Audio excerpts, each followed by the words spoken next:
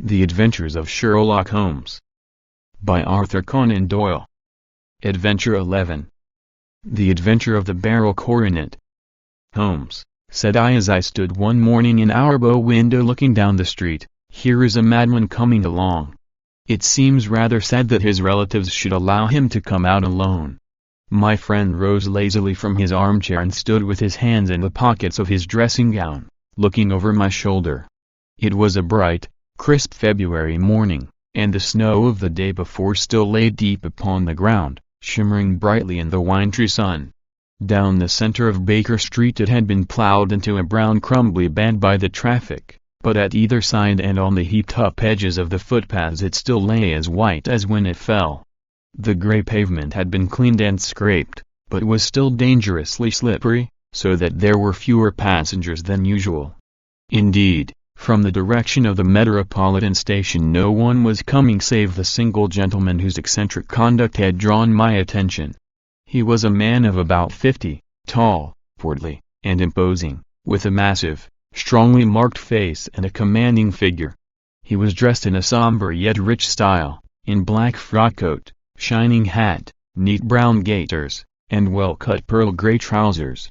Yet his actions were in absurd contrast to the dignity of his dress and features, for he was running hard, with occasional little springs, such as a weary man gives who is little accustomed to set any tax upon his legs.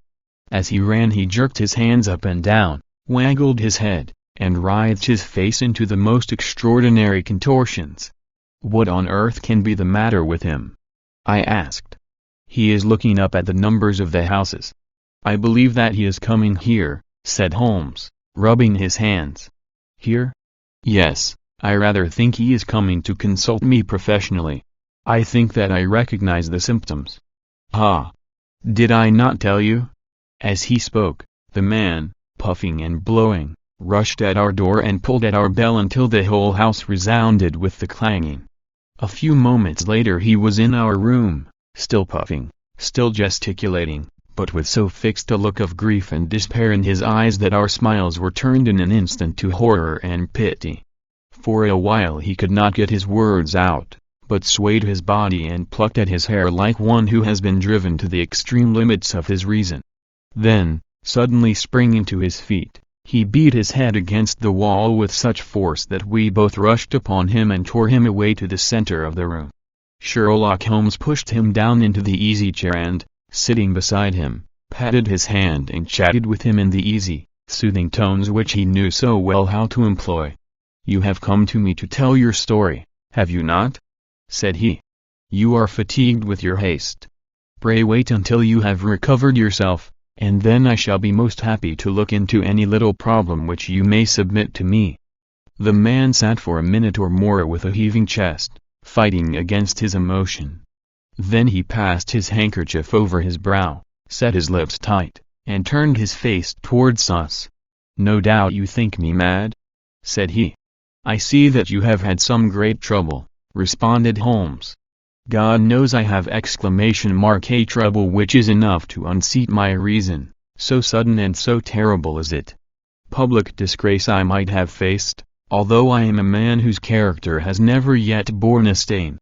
Private affliction also is the lot of every man, but the two coming together, and in so frightful a form, have been enough to shake my very soul. Besides, it is not I alone. The very noblest in the land may suffer unless some way be found out of this horrible affair." "Pray compose yourself, sir," said Holmes, "and let me have a clear account of who you are and what it is that has befallen you." "My name," answered our visitor, "is probably familiar to your ears. I am Alexander Holder, of the banking firm of Holder and Stevenson, of Threadneedle Street." The name was indeed well known to us as belonging to the senior partner in the second largest private banking concern in the city of London. What could have happened, then, to bring one of the foremost citizens of London to this most pitiable pass? We waited, all curiosity, until with another effort he braced himself to tell his story. "I feel that time is of value," said he. "That is why I hastened here when the police inspector suggested that I should secure your cooperation. I came to Baker Street by the Underground and hurried from there on foot, for the cabs go slowly through this snow. That is why I was so out of breath, for I am a man who takes very little exercise. I feel better now, and I will put the facts before you as shortly and yet as clearly as I can. It is, of course, well known to you that in a successful banking business as much depends upon our being able to find remunerative investments for our funds as upon our increasing our connection and the number of our depositors. One of our most lucrative means of laying out money is in the shape of loans, where the security is unimpeachable. We have done a good deal in this direction during the last few years, and there are many noble families to whom we have advanced large sums upon the security of their pictures, libraries, or plate. Yesterday morning I was seated in my office at the bank when a card was brought in to me by one of the clerks. I started when I saw the name, for it was that of none other than, well, perhaps even to you I had better say no more than that it was a name which is a household word all over the earth, one of the highest, noblest, most exalted names in England. I was overwhelmed by the honor and attempted, when he entered, to say so, but he plunged at once into business with the air of a man who wishes to hurry quickly through a disagreeable task. "Mr. Holder," said he, "I have been informed that you are in the habit of advancing money. The firm does so when the security is good." I answered. "It is absolutely essential to me," said he, "that I should have £50,000 at once. I could, of course, borrow so trifling a sum 10 times over from my friends, but I much prefer to make it a matter of business and to carry out that business myself. In my position you can readily understand that it is unwise to place oneself under obligations. For how long, may I ask, do you want this sum?" I asked. "Next Monday I have a large sum due to me, and I shall then most certainly repay what you advance, with whatever interest you think it right to charge. But it is very essential to me that the money should be paid at once. I should be happy to advance it without further parley from my own private purse," said I, "were it not that the strain would be rather more than it could bear. If, on the other hand, I am to do it in the name of the firm, then in justice to my partner I must insist that, even in your case, every business-like precaution should be taken." "I should much prefer to have it so," said he, raising up a square, black morocco case which he had laid beside his chair. "You have doubtless heard of the BERYL coronet? One of the most precious public possessions of the empire," said I. "Precisely." He opened the case, and there, embedded in soft, flesh-colored velvet, lay the magnificent piece of jewelry which he had named. "There are 39 enormous beryls," said he, "and the price of the gold chasing is incalculable. The lowest estimate would put the worth of the coronet at double the sum which I have asked. I am prepared to leave it with you as my security." I took the precious case into my hands and looked in some perplexity from it to my illustrious client. "You doubt its value?" he asked. "Not at all. I only doubt the propriety of my leaving it. You may set your mind at rest about that. I should not dream of doing so were it not absolutely certain that I should be able in 4 days to reclaim it. It is a pure matter of form. Is the security sufficient? Ample. You understand, Mr. Holder, that I am giving you a strong proof of the confidence which I have in you, founded upon all that I have heard of you. I rely upon you not only to be discreet and to refrain from all gossip upon the matter but, above all, to preserve this coronet with every possible precaution, because I need not say that a great public scandal would be caused if any harm were to befall it. Any injury to it would be almost as serious as its complete loss, for there are no beryls in the world to match these, and it would be impossible to replace them. I leave it with you, however, with every confidence, and I shall call for it in person on Monday morning." Seeing that my client was anxious to leave, I said no more but, calling for my cashier, I ordered him to pay over £51,000 notes. When I was alone once more, however, with the precious case lying upon the table in front of me, I could not but think with some misgivings of the immense responsibility which it entailed upon me. There could be no doubt that, as it was a national possession, a horrible scandal would ensue if any misfortune should occur to it. I already regretted having ever consented to take charge of it. However, it was too late to alter the matter now, so I locked it up in my private safe and turned once more to my work. When evening came I felt that it would be an imprudence to leave so precious a thing in the office behind me. Bankers' safes had been forced before now, and why should not mine be? If so, how terrible would be the position in which I should find myself. I determined, therefore, that for the next few days I would always carry the case backward and forward with me, so that it might never be really out of my reach. With this intention, I called a cab and drove out to my house at Streatham, carrying the jewel with me. I did not breathe freely until I had taken it upstairs and locked it in the bureau of my dressing room. And now a word as to my household, Mr. Holmes, for I wish you to thoroughly understand the situation. My groom and my page sleep out of the house, and may be set aside altogether. I have 3 maidservants who have been with me a number of years and whose absolute reliability is quite above suspicion. Another, Lucy Parr, the second waiting maid, has only been in my service a few months. She came with an excellent character, however, and has always given me satisfaction. She is a very pretty girl and has attracted admirers who have occasionally hung about the place. That is the only drawback which we have found to her, but we believe her to be a thoroughly good girl in every way. So much for the servants. My family itself is so small that it will not take me long to describe it. I am a widower and have an only son, Arthur. He has been a disappointment to me, Mr. Holmes, a grievous disappointment. I have no doubt that I am myself to blame. People tell me that I have spoiled him. Very likely I have. When my dear wife died I felt that he was all I had to love. I could not bear to see the smile fade even for a moment from his face. I have never denied him a wish. Perhaps it would have been better for both of us had I been sterner, but I meant it for the best. It was naturally my intention that he should succeed me in my business, but he was not of a business turn. He was wild, wayward, and, to speak the truth, I could not trust him in the handling of large sums of money. When he was young he became a member of an aristocratic club, and there, having charming manners, he was soon the intimate of a number of men with long purses and expensive habits. He learned to play heavily at cards and to squander money on the turf, until he had again and again to come to me and implore me to give him an advance upon his allowance, that he might settle his debts of honor. He tried more than once to break away from the dangerous company which he was keeping, but each time the influence of his friend, Sir George Burnwell, was enough to draw him back again. And, indeed, I could not wonder that such a man as Sir George Burnwell should gain an influence over him, for he has frequently brought him to my house, and I have found myself that I could hardly resist the fascination of his manner. He is older than Arthur, a man of the world to his fingertips, one who had been everywhere, seen everything, a brilliant talker, and a man of great personal beauty.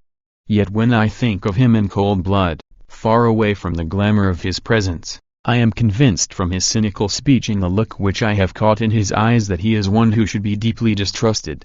So I think, and so, too, thinks my little Mary, who has a woman's quick insight into character. And now there is only she to be described. She is my niece, but when my brother died 5 years ago and left her alone in the world I adopted her, and have looked upon her ever since as my daughter. She is a sunbeam in my house, sweet, loving, beautiful, a wonderful manager and housekeeper, yet as tender and quiet and gentle as a woman could be. She is my right hand. I do not know what I could do without her. In only one matter has she ever gone against my wishes. Twice my boy has asked her to marry him, for he loves her devotedly, but each time she has refused him. I think that if anyone could have drawn him into the right path it would have been she, and that his marriage might have changed his whole life, but now, alas! It is too late, forever too late. Now, Mr. Holmes, you know the people who live under my roof, and I shall continue with my miserable story. When we were taking coffee in the drawing-room that night after dinner, I told Arthur and Mary my experience, and of the precious treasure which we had under our roof, suppressing only the name of my client. Lucy Parr, who had brought in the coffee, had, I am sure, left the room, but I cannot swear that the door was closed. Mary and Arthur were much interested and wished to see the famous coronet, but I thought it better not to disturb it. "Where have you put it?" asked Arthur. "In my own bureau." "Well, I hope to goodness the house won't be burgled during the night," said he. "It is locked up," I answered. "Oh, any old key will fit that bureau. When I was a youngster I have opened it myself with the key of the box-room cupboard." He often had a wild way of talking, so that I thought little of what he said. He followed me to my room, however, that night with a very grave face. "Look here, Dad," said he with his eyes cast down, "can you let me have £200? "No, I cannot," I answered sharply. "I have been far too generous with you in money matters." "You have been very kind," said he, "but I must have this money, or else I can never show my face inside the club again." "And a very good thing, too," I cried. "Yes, but you would not have me leave it a dishonored man," said he. "I could not bear the disgrace. I must raise the money in some way, and if you will not let me have it, then I must try other means." I was very angry, for this was the third demand during the month. "You shall not have a farthing from me," I cried, on which he bowed and left the room without another word. When he was gone I unlocked my bureau, made sure that my treasure was safe, and locked it again. Then I started to go round the house to see that all was secure, a duty which I usually leave to Mary but which I thought it well to perform myself that night. As I came down the stairs I saw Mary herself at the side window of the hall, which she closed and fastened as I approached. "Tell me, Dad," said she, looking, I thought, a little disturbed, "did you give Lucy, the maid, leave to go out tonight?" "Certainly not. She came in just now by the back door. I have no doubt that she has only been to the side gate to see someone, but I think that it is hardly safe and should be stopped. You must speak to her in the morning, or I will if you prefer it." "Are you sure that everything is fastened?" "Quite sure, Dad." "Then, good night." I kissed her and went up to my bedroom again, where I was soon asleep. I am endeavoring to tell you everything, Mr. Holmes, which may have any bearing upon the case, but I beg that you will question me upon any point which I do not make clear. On the contrary, your statement is singularly lucid. I come to a part of my story now in which I should wish to be particularly so.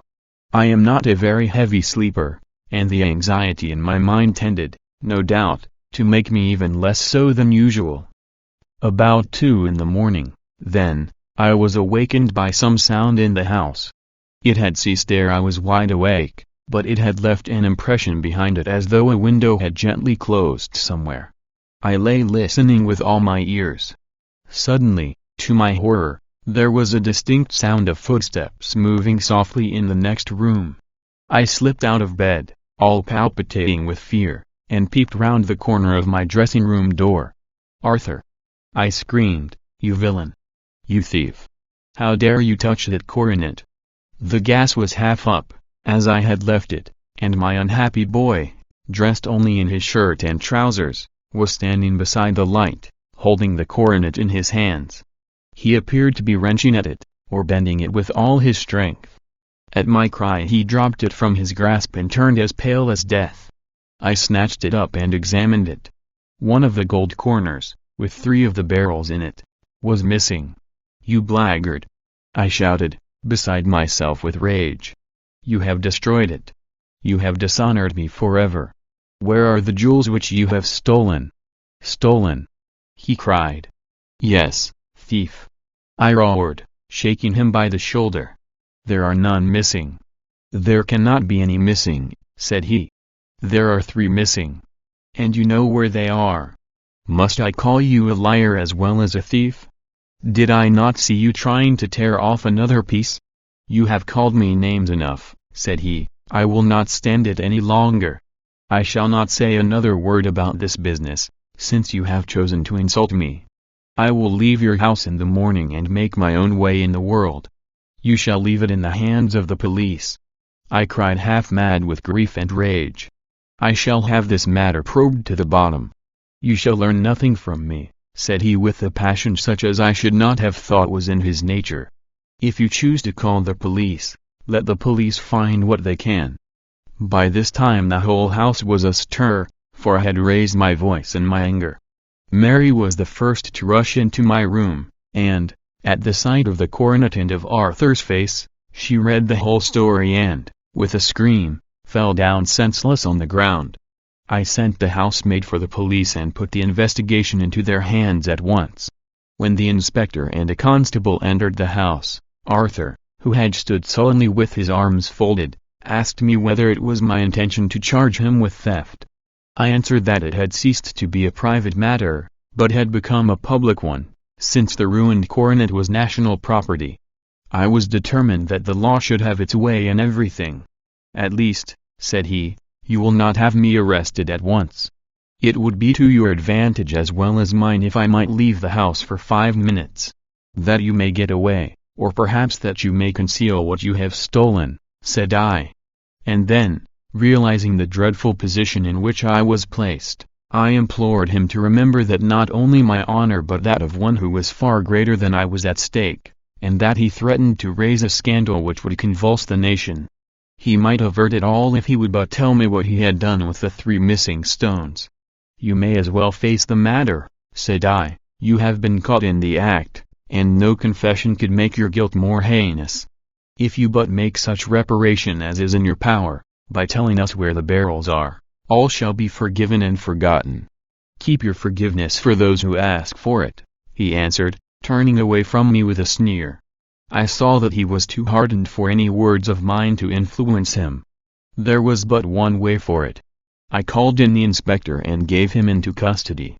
A search was made at once not only of his person but of his room and of every portion of the house where he could possibly have concealed the gems, but no trace of them could be found, nor would the wretched boy open his mouth for all our persuasions and our threats.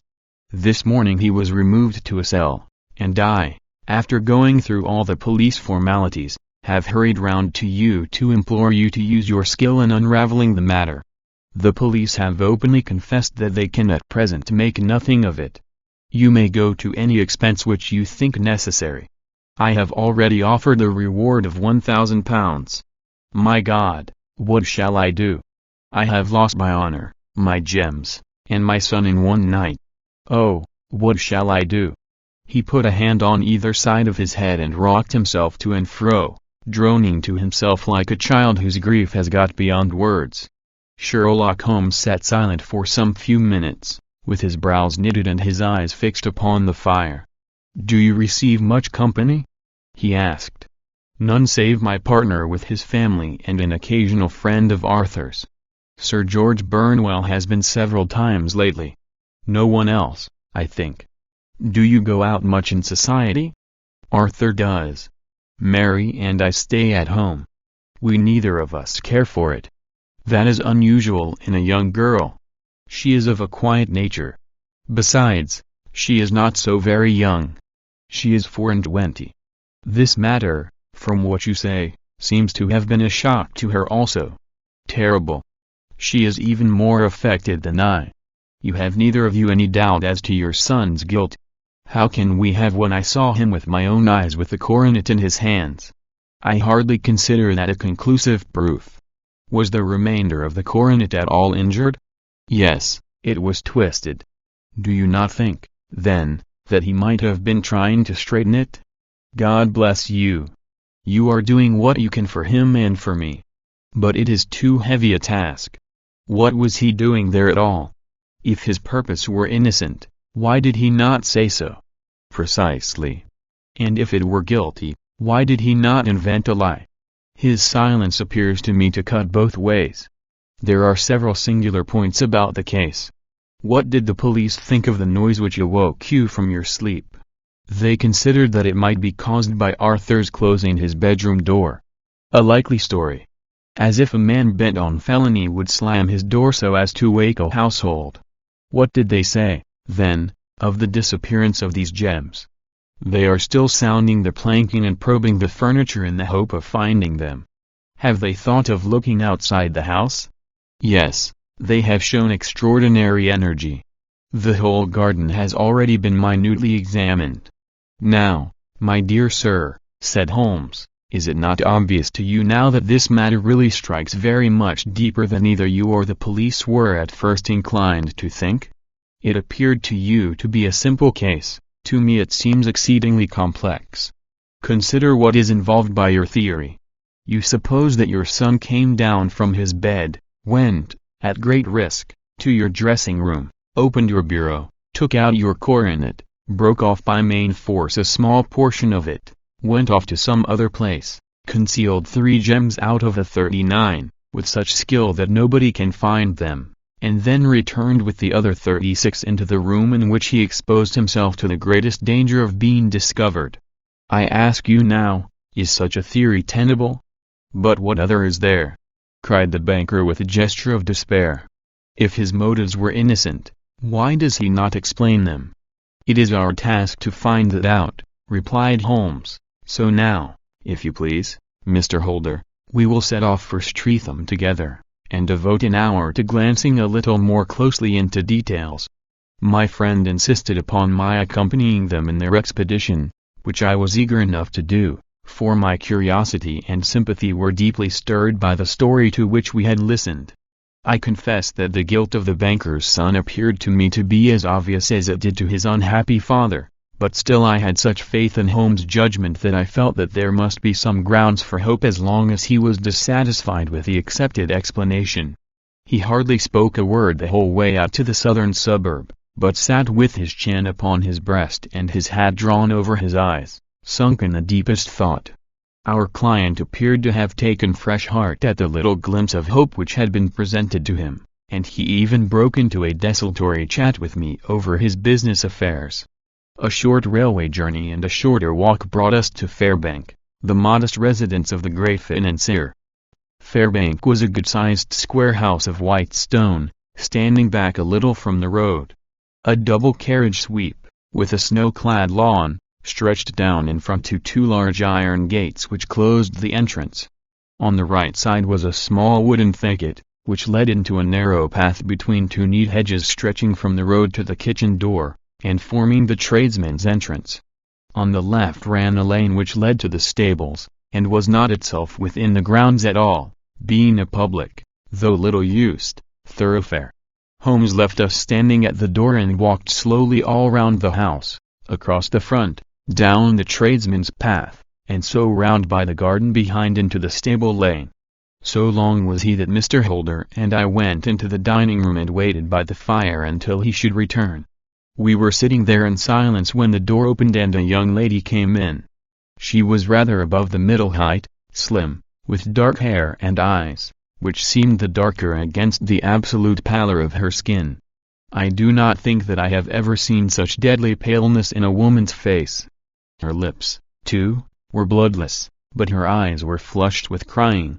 As she swept silently into the room she impressed me with a greater sense of grief than the banker had done in the morning, and it was the more striking in her as she was evidently a woman of strong character, with immense capacity for self-restraint. Disregarding my presence, she went straight to her uncle and passed her hand over his head with a sweet womanly caress. "You have given orders that Arthur should be liberated, have you not, Dad?" she asked. "No, no, my girl, the matter must be probed to the bottom. But I am so sure that he is innocent. You know what woman's instincts are. I know that he has done no harm and that you will be sorry for having acted so harshly. Why is he silent, then, if he is innocent? Who knows? Perhaps because he was so angry that you should suspect him. How could I help suspecting him, when I actually saw him with the coronet in his hand? Oh, but he had only picked it up to look at it. Oh, do take my word for it that he is innocent. Let the matter drop and say no more. It is so dreadful to think of our dear Arthur in prison. I shall never let it drop until the gems are found, never, Mary. Your affection for Arthur blinds you as to the awful consequences to me. Far from hushing the thing up, I have brought a gentleman down from London to inquire more deeply into it." "This gentleman?" she asked, facing round to me. "No, his friend. He wished us to leave him alone. He is round in the stable lane now. The stable lane? She raised her dark eyebrows. What can he hope to find there? Ah! This, I suppose, is he. I trust, sir, that you will succeed in proving, what I feel sure is the truth, that my cousin Arthur is innocent of this crime. I fully share your opinion, and I trust, with you, that we may prove it, returned Holmes, going back to the mat to knock the snow from his shoes. I believe I have the honor of addressing Miss Mary Holder. Might I ask you a question or two? Pray do, sir, if it may help to clear this horrible affair up. You heard nothing yourself last night? Nothing, until my uncle here began to speak loudly. I heard that, and I came down. You shut up the windows and doors the night before. Did you fasten all the windows? Yes. Were they all fastened this morning? Yes. You have a maid who has a sweetheart? I think that you remarked to your uncle last night that she had been out to see him? Yes, and she was the girl who waited in the drawing-room, and who may have heard uncle's remarks about the coronet. I see. You infer that she may have gone out to tell her sweetheart, and that the two may have planned the robbery. But what is the good of all these vague theories, cried the banker impatiently, when I have told you that I saw Arthur with the coronet in his hands? Wait a little, Mr. Holder. We must come back to that. About this girl, Miss Holder. You saw her return by the kitchen door, I presume? Yes, when I went to see if the door was fastened for the night I met her slipping in. I saw the man, too, in the gloom. Do you know him? Oh, yes. He is the greengrocer who brings our vegetables round. His name is Francis Prosper. He stood, said Holmes, to the left of the door, that is to say, farther up the path than is necessary to reach the door? Yes, he did. And he is a man with a wooden leg? Something like fear sprang up in the young lady's expressive black eyes. Why, you are like a magician, said she. How do you know that? She smiled, but there was no answering smile in Holmes' thin, eager face. I should be very glad now to go upstairs, said he. I shall probably wish to go over the outside of the house again. Perhaps I had better take a look at the lower windows before I go up. He walked swiftly round from one to the other, pausing only at the large one which looked from the hall onto the stable lane. This he opened and made a very careful examination of the sill with his powerful magnifying lens. Now we shall go upstairs, said he at last. The banker's dressing-room was a plainly furnished little chamber, with a grey carpet, a large bureau, and a long mirror. Holmes went to the bureau first and looked hard at the lock. Which key was used to open it? He asked. That which my son himself indicated, that of the cupboard of the lumber room. Have you it here? That is it on the dressing table. Sherlock Holmes took it up and opened the bureau. It is a noiseless lock, said he. It is no wonder that it did not wake you. This case, I presume, contains the coronet. We must have a look at it. He opened the case, and taking out the diadem he laid it upon the table. It was a magnificent specimen of the jeweller's art, and the 36 stones were the finest that I have ever seen. At one side of the coronet was a cracked edge, where a corner holding 3 gems had been torn away. Now, Mr. Holder, said Holmes, here is the corner which corresponds to that which has been so unfortunately lost. Might I beg that you will break it off? The banker recoiled in horror. I should not dream of trying, said he. Then I will. Holmes suddenly bent his strength upon it, but without result. I feel it give a little, said he, but, though I am exceptionally strong in the fingers, it would take me all my time to break it. An ordinary man could not do it. Now, what do you think would happen if I did break it, Mr. Holder? There would be a noise like a pistol shot. Do you tell me that all this happened within a few yards of your bed and that you heard nothing of it? I do not know what to think. It is all dark to me. But perhaps it may grow lighter as we go. What do you think, Miss Holder? I confess that I still share my uncle's perplexity. Your son had no shoes or slippers on when you saw him? He had nothing on save only his trousers and shirt. Thank you. We have certainly been favored with extraordinary luck during this inquiry, and it will be entirely our own fault if we do not succeed in clearing the matter up. With your permission, Mr. Holder, I shall now continue my investigations outside." He went alone, at his own request, for he explained that any unnecessary footmarks might make his task more difficult. For an hour or more he was at work, returning at last with his feet heavy with snow and his features as inscrutable as ever. "I think that I have seen now all that there is to see, Mr. Holder," said he. "I can serve you best by returning to my rooms." "But the gems, Mr. Holmes? Where are they?" "I cannot tell." The banker wrung his hands. "I shall never see them again," he cried. "And my son? You give me hopes? My opinion is in no way altered." "Then, for God's sake, what was this dark business which was acted in my house last night? If you can call upon me at my Baker Street rooms tomorrow morning between 9 and 10 I shall be happy to do what I can to make it clearer. I understand that you give me carte blanche to act for you, provided only that I get back the gems, and that you place no limit on the sum I may draw.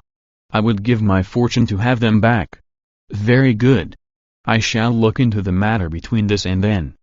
Goodbye. It is just possible that I may have to come over here again before evening."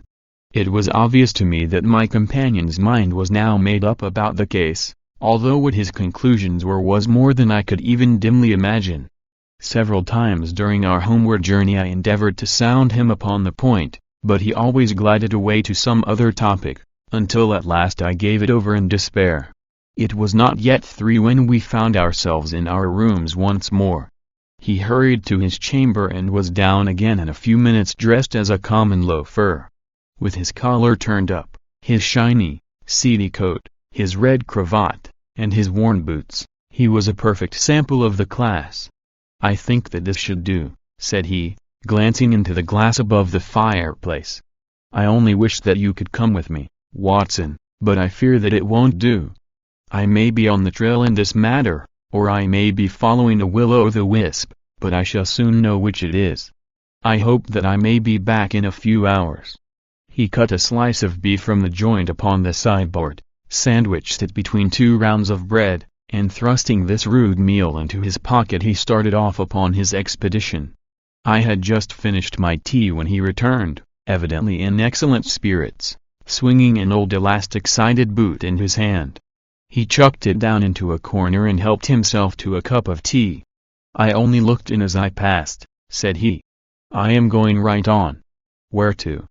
"Oh, to the other side of the West End. It may be some time before I get back. Don't wait up for me in case I should be late. How are you getting on?" "Oh, so-so. Nothing to complain of. I have been out to Streatham since I saw you last, but I did not call at the house. It is a very sweet little problem, and I would not have missed it for a good deal.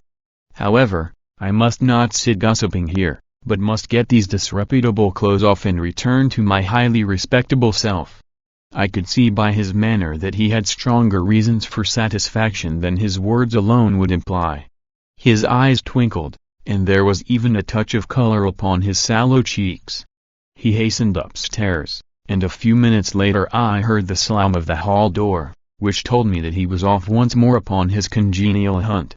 I waited until midnight, but there was no sign of his return, so I retired to my room.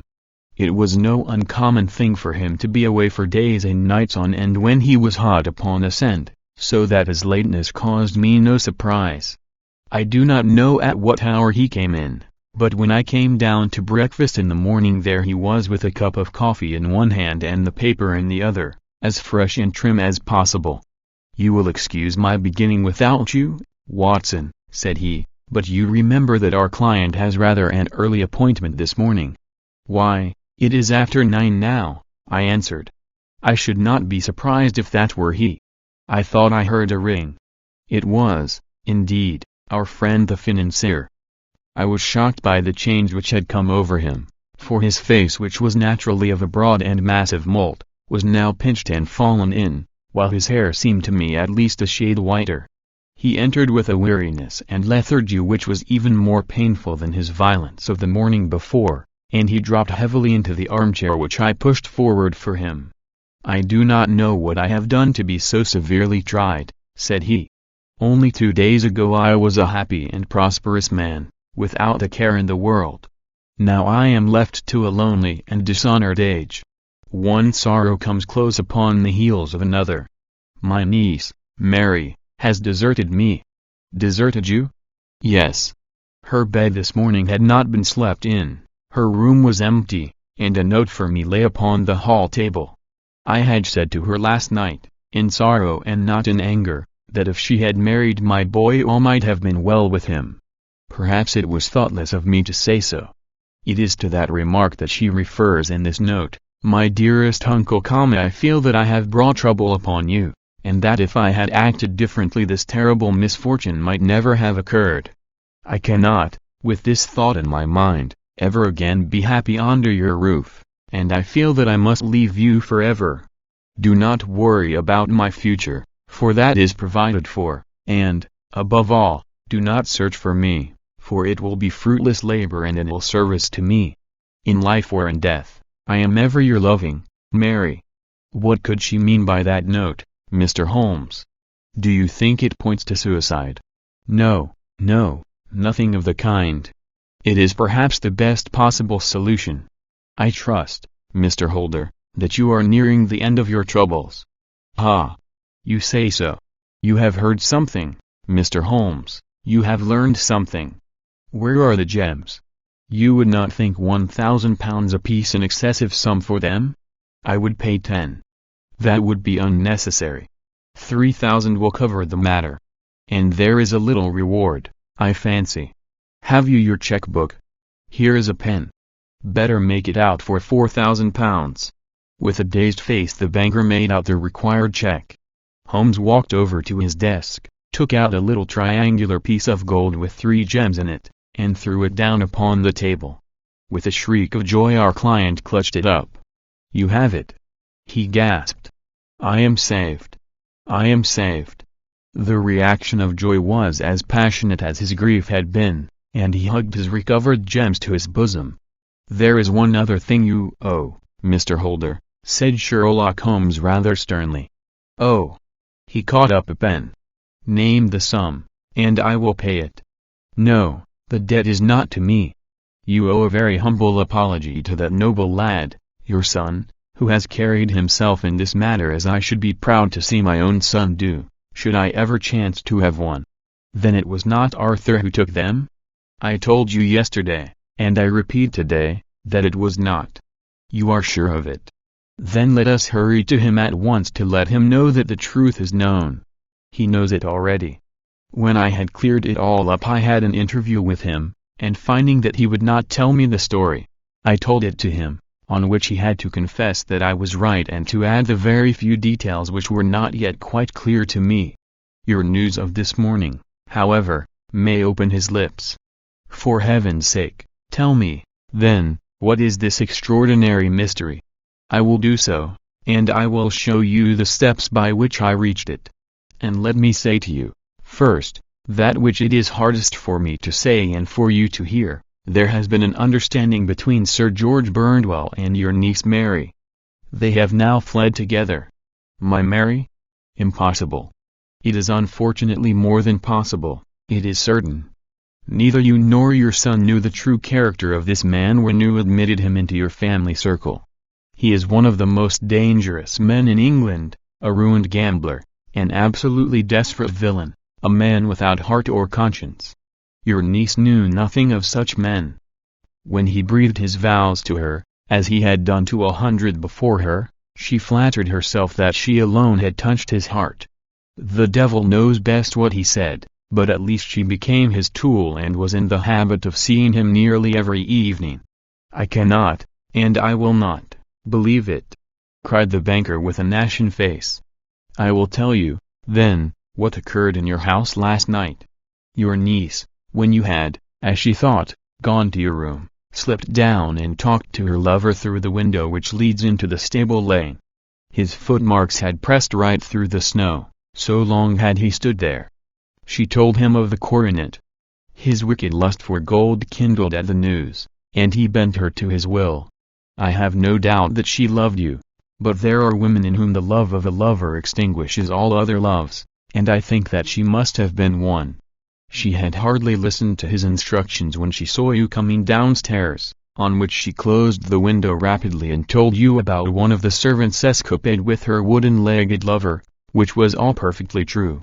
Your boy, Arthur, went to bed after his interview with you, but he slept badly on account of his uneasiness about his club debts. In the middle of the night he heard a soft tread pass his door, so he rose and, looking out, was surprised to see his cousin walking very stealthily along the passage until she disappeared into your dressing-room. Petrified with astonishment, the lad slipped on some clothes and waited there in the dark to see what would come of this strange affair. Presently she emerged from the room again, and in the light of the passage lamp your son saw that she carried the precious coronet in her hands. She passed down the stairs, and he, thrilling with horror, ran along and slipped behind the curtain near your door, whence he could see what passed in the hall beneath. He saw her stealthily open the window, hand out the coronet to someone in the gloom, and then closing it once more hurry back to her room, passing quite close to where he stood hid behind the curtain. As long as she was on the scene he could not take any action without a horrible exposure of the woman whom he loved. But the instant that she was gone he realized how crushing a misfortune this would be for you, and how all-important it was to set it right.